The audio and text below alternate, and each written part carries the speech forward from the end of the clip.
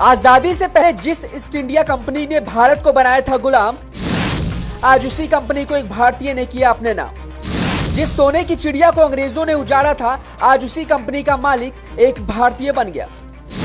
वक्त बदल के आता है और जब आता है तो कुछ हटके कर दिखाता है, और ऐसा ही कुछ कारनामा हुआ है ईस्ट इंडिया कंपनी को भारतीय कंपनी बनाने का।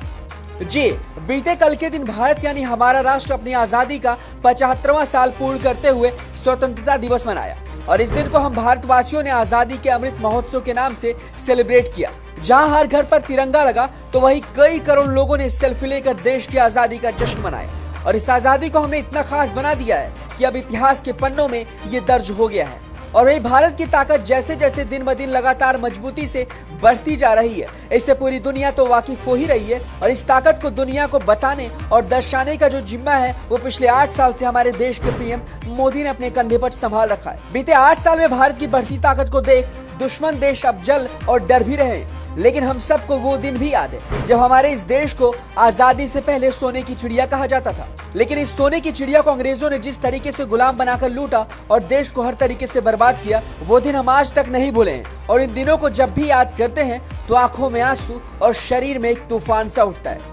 आज हम आपको इस वीडियो में बताने वाले हैं कि कैसे जिस ईस्ट इंडिया कंपनी ने भारत देश को गुलाम बनाकर लूटा था, आज उसी ईस्ट इंडिया कंपनी को एक भारतीय ने अपने नाम करते हुए अंग्रेजों की इज्जत की बखिया उधेड़कर करारा प्रहार किया है।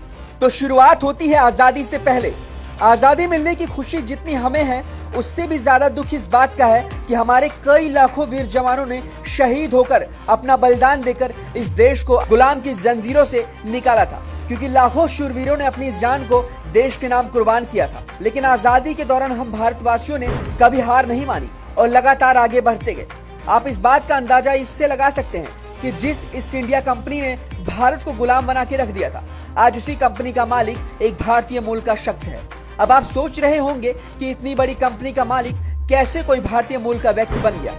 ईस्ट इंडिया कंपनी की बात की जाए तो ये कोई आम कंपनी नहीं थी।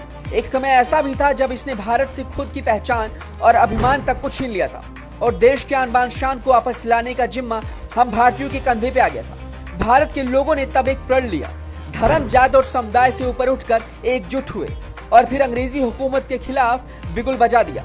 तब जाकर हमें ये आजादी नसीब हुई। इसलिए हम जब भी अपनी आजादी को और चैन सुकून जीने वाले उस पल को याद करते हैं तो उन शहीदों की याद हमें आ जाती है, जिन्होंने अपनी जान न्यौछावर कर हमें आजादी दिलाई थी। और वहीं जब तक ये धरती रहेगी, इसका अस्तित्व भी बना रहेगा, क्योंकि हर साल देश में कई ऐसे दिन भी आते हैं जब हम वीर जवानों को याद कर उन्हें श्रद्धांजलि अर्पित करते हैं। वहीं आजादी मिलने के बाद अब तक हिंदुस्तान का सफर बड़ा ही दिलचस्प रहा है। इन 75 सालों में भारत ने पूरी दुनिया में अपनी एक अलग पहचान बनाई है। इतना ही नहीं, भारत देश का एक बड़ा आर्थिक ताकत बनकर भी उभरा है।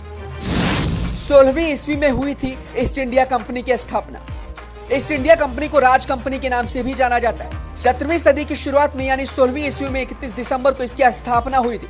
वहीं इस कंपनी को बनाने के पीछे एकमात्र उद्देश्य था ब्रिटिश साम्राज्यवाद को बढ़ावा देना। कहा जाता था कि ब्रिटिश राज में सूरज कभी अस्त नहीं होता था। सूरज की परिक्रमा पथ की परिधि से भी ब्रिटिश साम्राज्य को बड़ा बनाने में एक अहम योगदान ईस्ट इंडिया कंपनी का था।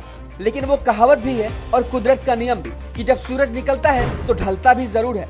इसी के चलते तकरीबन 16वीं ईस्वी के आसपास व्यापार के लिए भारत की जमीन पर ईस्ट इंडिया कंपनी ने अपना पहला कदम रखा था। फिर देखते ही देखते इस कंपनी ने पूरे देश पर शासन शुरू कर दिया और ब्रिटिश पूरी तरीके से हिंदुस्तानियों पर काबिज हो गए। एक तरीके से ये भी कह सकते हैं कि ईस्ट इंडिया कंपनी जो भारत की पहली कंपनी थी, इस कंपनी ने भारत को गुलाम की जंजीरों से भी जकड़ते हुए कई सालों तक कब्जा किया था। लेकिन वक्त ने करवट बदला और जिस कंपनी ने भारत को गुलाम बनाया था, आज उसी कंपनी का मालिक भारतीय मूल का है। इनका नाम है संजीव मेहता। संजीव ने इस कंपनी को खरीदने के बाद इसका नाम बदलकर ई-कॉमर्स कर दिया है। अब ये कंपनी कॉफी, चाय और चॉकलेट की ऑनलाइन बिक्री करती है। तो इस कहानी से आप समझ सकते हैं कि जिस ब्रिटिश साम्राज्य को ईस्ट इंडिया कंपनी पर बड़ा नाज था, आज उसका मालिक एक भारतीय मूल का है। और ये बात अंग्रेज अब तक पचा नहीं पाए होंगे। आपको ये स्टोरी कैसी लगी, हमें कमेंट बॉक्स में जरूर बताएं।